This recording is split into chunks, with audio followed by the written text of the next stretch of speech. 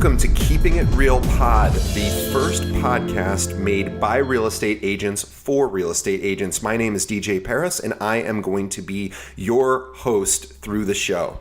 So what is this podcast all about? Well, I work at a real estate firm here in Chicago that has over 500 brokers. And one of the most requested questions that we receive on the support and training team is our brokers, in particular newer brokers, really want to learn from experienced veteran agents in the business about what's been working for them, what challenges they faced, maybe what advice they would have, in particular if someone is a new broker, and also what's just been really successful over their entire career. So what we started doing is interviewing some of our more veteran agents, asking them to share their success stories and also how they have built their business and continue to do so. And then we realized, well, there's really 40,000 realtors in the Chicagoland area, and why keep this just internally?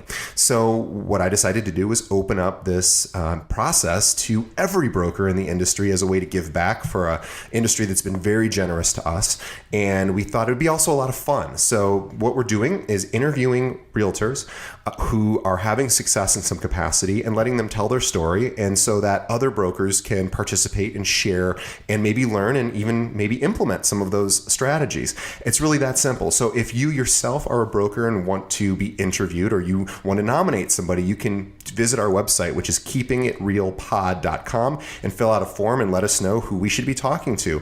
Also, if you have any brokers in your office that you think could benefit from this podcast, send them the link, and we'll make it real easy to find. We're also going to be creating these episodes on YouTube as well. So if you're not a podcast person, you can still watch or listen to the audio via YouTube.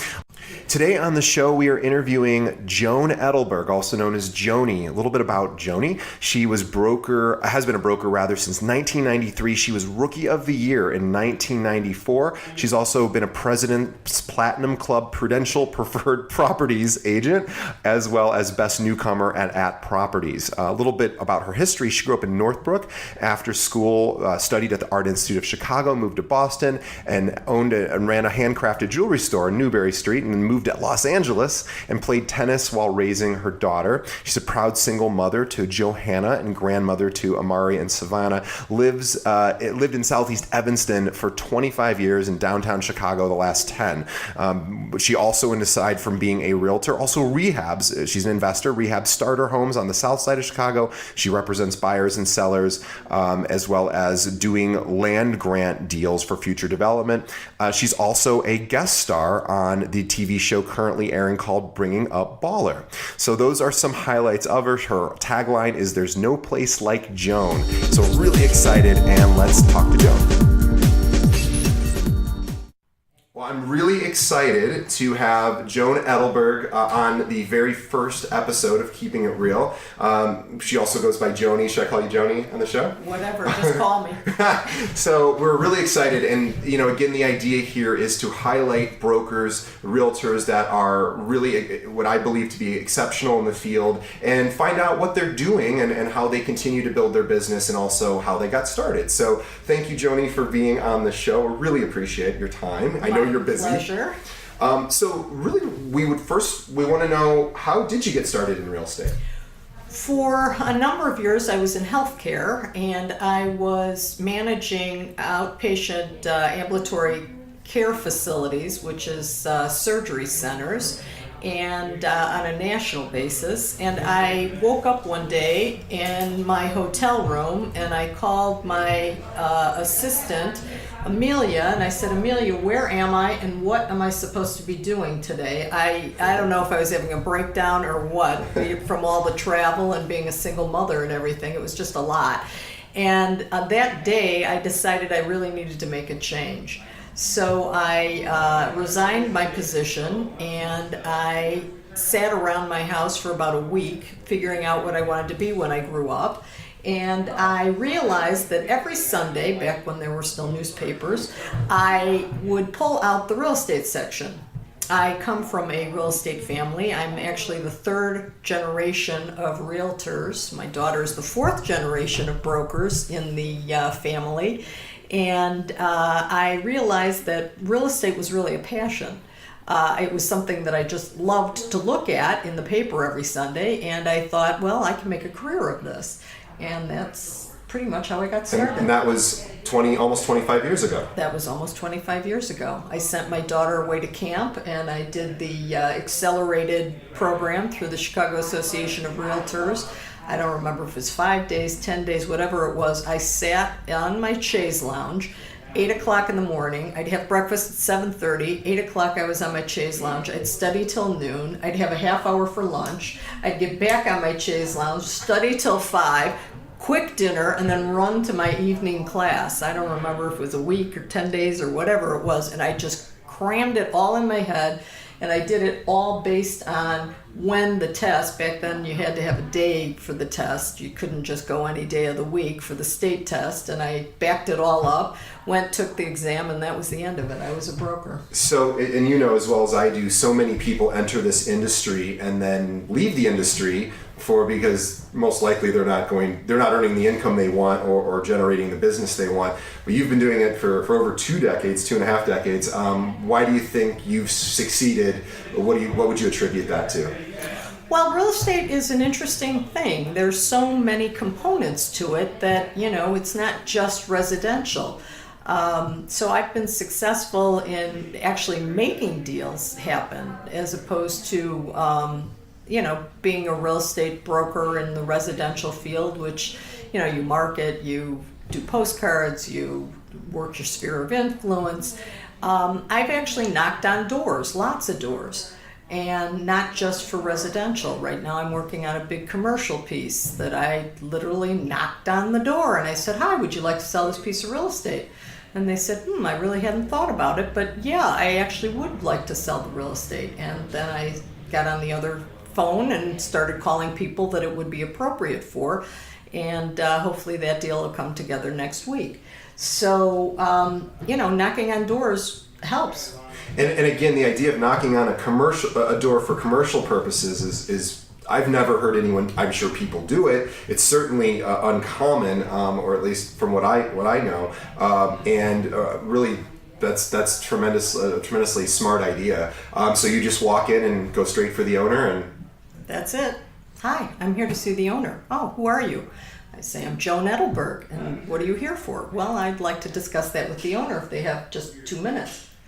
And as long as you've got on a suit and you look like you're there for a purpose, oftentimes you get in to see the owner. Well, I think you told me for this deal that I'm assuming is the same one that's hopefully closing soon, is you walked into maybe 5 places, and that was it's not like you walked into 100 places to get one, it was 5. Right.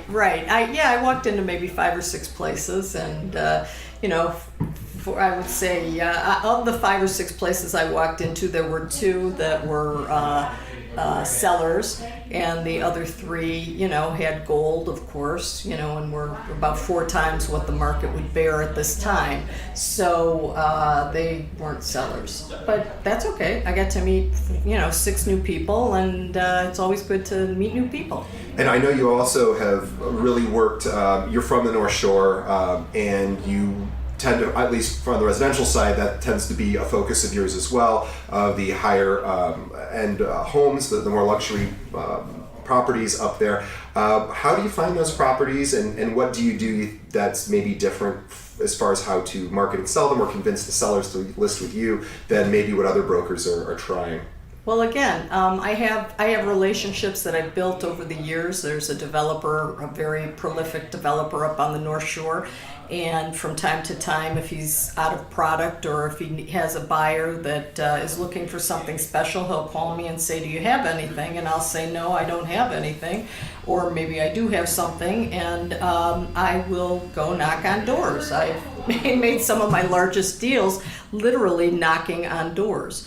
So one time I literally drove around the North Shore. The developer called me and said, I have somebody looking to do a tear down and build, their dream home, and in Glencoe specifically. And I literally drove around Glencoe and I looked at all of the homes that were on the lake, and I determined which ones could possibly be tear downs. And I hand wrote 12 notes And of the handwritten 12 notes that I delivered to the front doors of all of these places, 4 people called me. And of the 4, I was able to make one deal. So it was, it was an interesting thing, and I, again, met very interesting people on the lakefront in Glencoe, and I was able to put a young family in a home from somebody who had lived there. It was their only home for the last 40 years, and it was a terrific exchange, and everybody got to move on to where they wanted to be. And I found that interesting with that particular transaction, if I remember correctly, if it's the one I'm thinking of, which by the way is that the one that ended up being one of the largest transactions residentially that year, or was that a different transaction? Yes, that was actually one of the top 20 residential sales for that particular year of home sale prices in 6 counties. So don't be afraid to knock on doors. Well, and also what I thought was so interesting when you were doing that transaction was that, for a transaction of that size, it was sizable.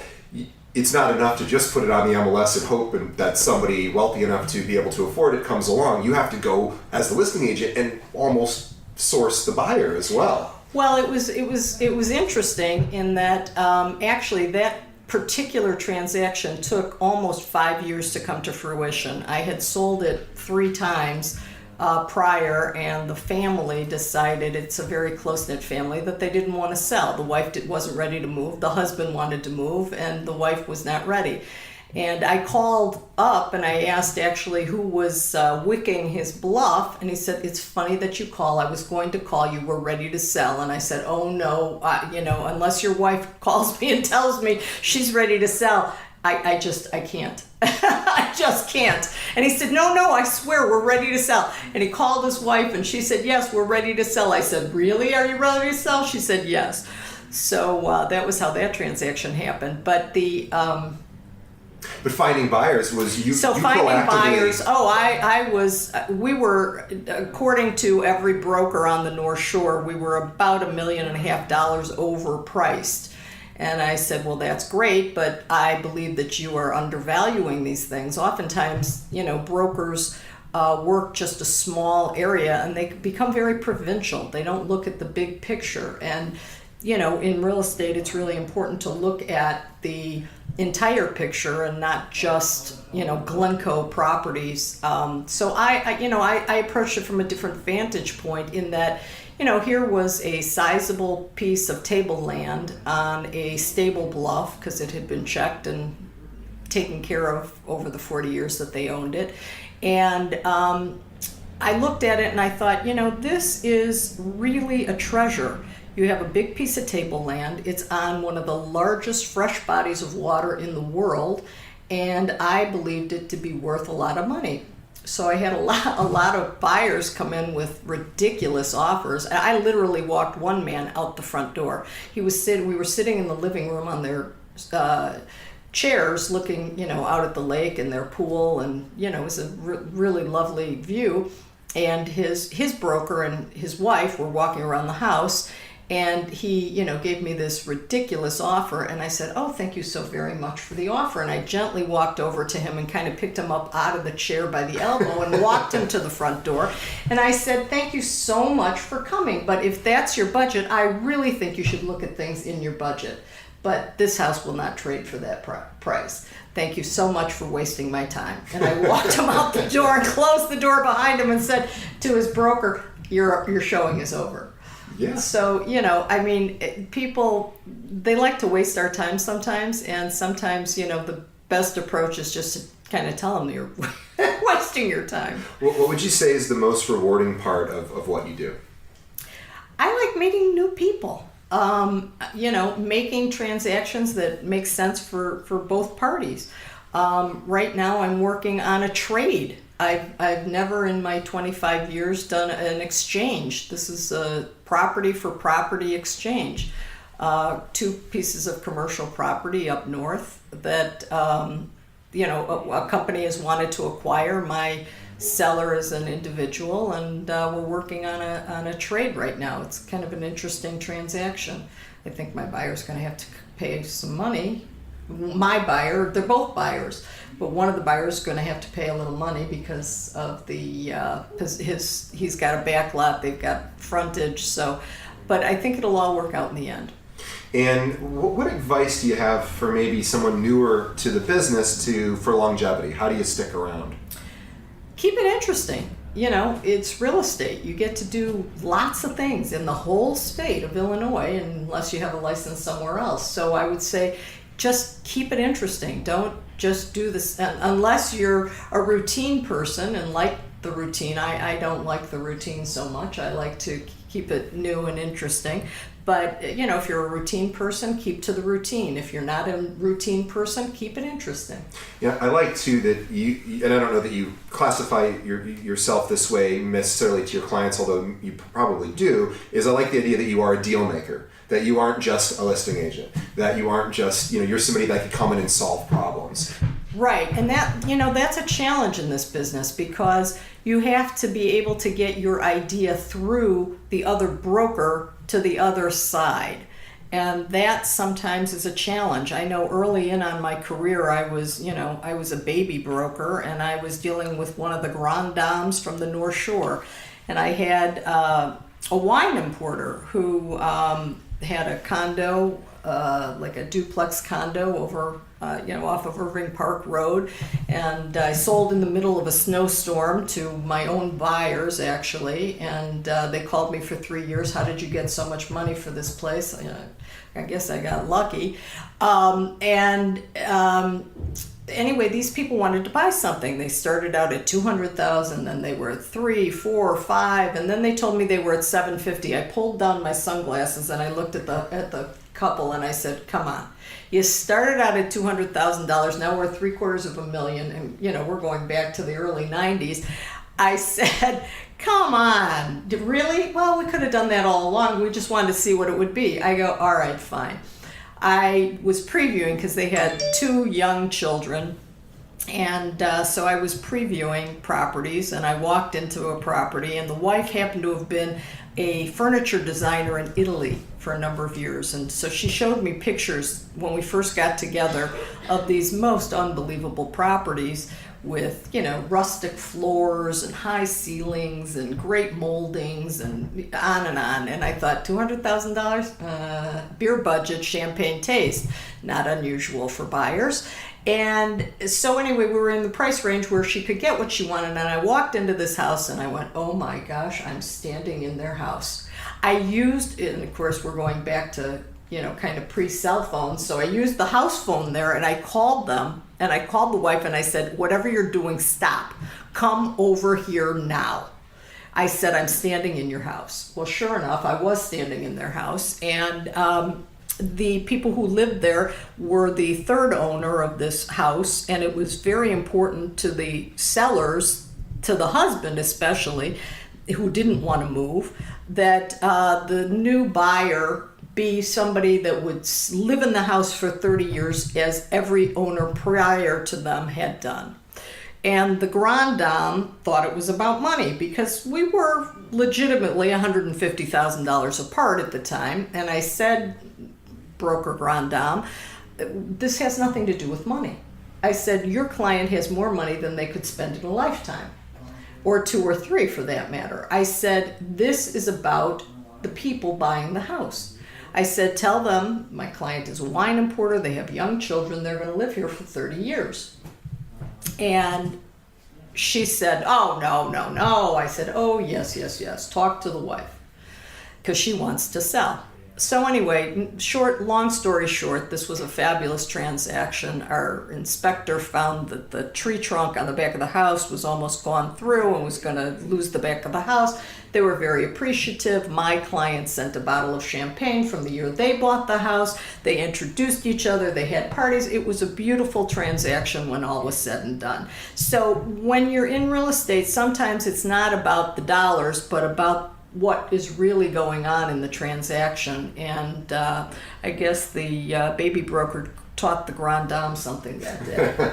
Well, majority of the people that will be listening to this podcast are most likely brokers. However, not necessarily only brokers. So if there are buyers, sellers, investors who did want to get in touch with you to help them with a transaction or to discuss their properties, how would they get in touch with you? Well, there's no place like Joan, and you can reach me on my cell phone at 847-452-0225. 847-452-0225. Thank you so much for your time, and again, your passion is what comes through so much in the way that you present, and I think that probably goes a long way with your clients. Obviously, you get excited about it too, so it's pretty exciting. So thank you. I know you're busy, and by the way, I want to say that Joni's about ready to kill me because she is all dressed up. She's always all dressed up, but she's particularly dressed up. She thought this would be a video, so we're going to put the nicest, most flattering picture of you on Right, I'm camera ready today, not just regular makeup. You are camera ready. So thank you so much for your time. My pleasure. Okay. Thanks. Bye. Bye.